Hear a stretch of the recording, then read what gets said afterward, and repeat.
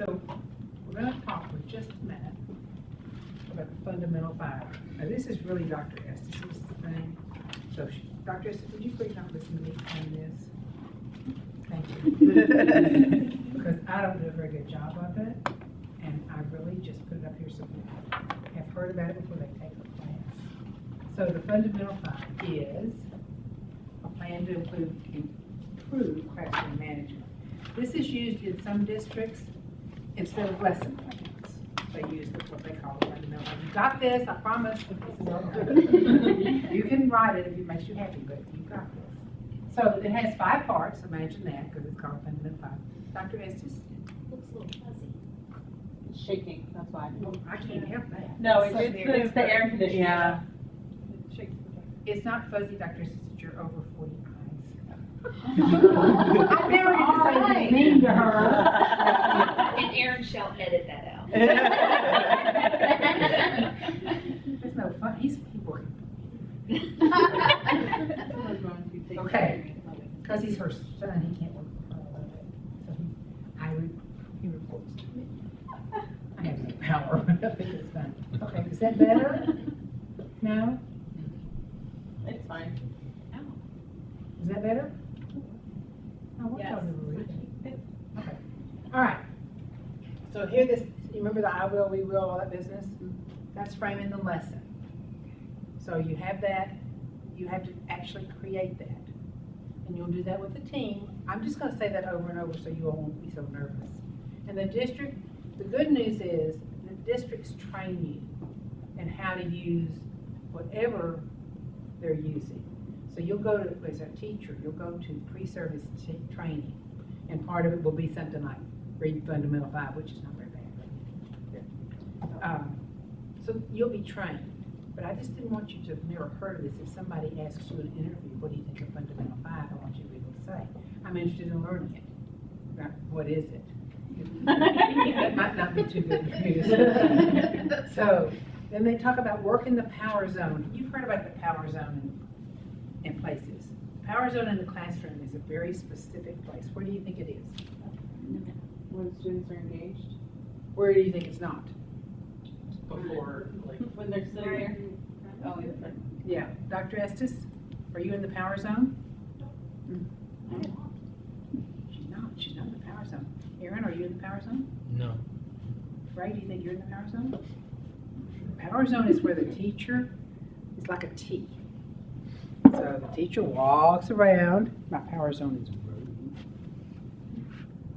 include all kids. Now, if you go to high school and you see a teacher standing at the front of the room, that teacher is not working in the power zone. Okay? Seek out the power zone to remain in close proximity to the students. You want to be around them. You don't have to touch them, in fact, you shouldn't. So I'm sorry. And that's the hardest part of being an elementary teacher now. You know, no huggy, huggy, kissy, kissy. Yeah. So what could you do instead of hug, hug, kiss, kiss? High fives.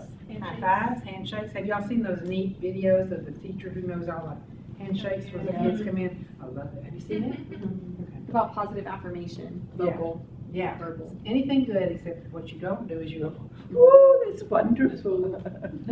Yeah, 'cause it, yeah. Then they go home and say, oh, Dr. Ford just hugged me. So that's not good. So touching kids is off limits, including spanking. I just think it's terrible. I love spanking. I know, I was the best spanker in 3rd grade. Dr. Estes is not impressed with that. Okay, so then you break into frequent, small group, purposeful, talk about the learning. Why is that important, Andrea? So you know that, I mean, they're getting it, have they thought? Okay. If you do all the talking and they do all the listening, when they walk out, they will not know how to talk it. Yeah. So if you'll think about it in here, we talk about something and then I'll say, find a shoulder buddy, find somebody or another, and talk it out. Because when you have to verbalize it, then it's like, oh, I don't think I learned that. But somebody else is teaching you, and there's safety in that. Because then you know, oh, I better write this down, I better learn this. So it's a safe and very good way to assess. So if you say, talk to your buddy about the lesson cycle, and y'all just sit there and go, right away, my clue is, they don't have a clue what I'm talking about. So I've got to think of another way to teach it.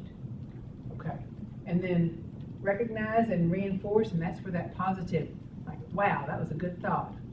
Or, I never thought of that, thank you for mentioning it. There's a whole book on positive reinforcement. Now, let me just say, kids can read you like a book.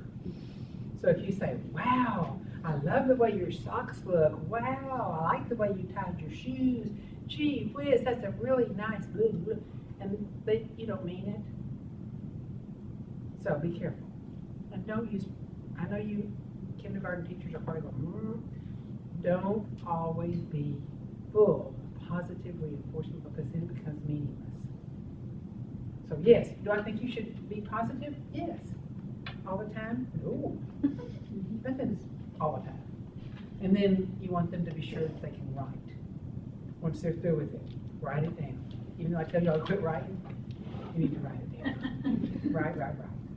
And that's because that's another way for us to know what you learned.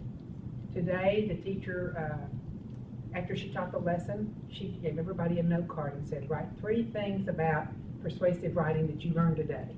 And write your name on the card, and that's what she gave them. It was a great way to see what the kids had learned. If they couldn't write 3 things, then she knew, oh my gosh. So it was time for them to, time for her to reevaluate what she's teaching, and also made them responsible. And in that class, she has them do something every day, not always an exit ticket, but she has them do something every day. Okay. Questions about planning that we've just kind of covered fast? The fundamental 5. You sure?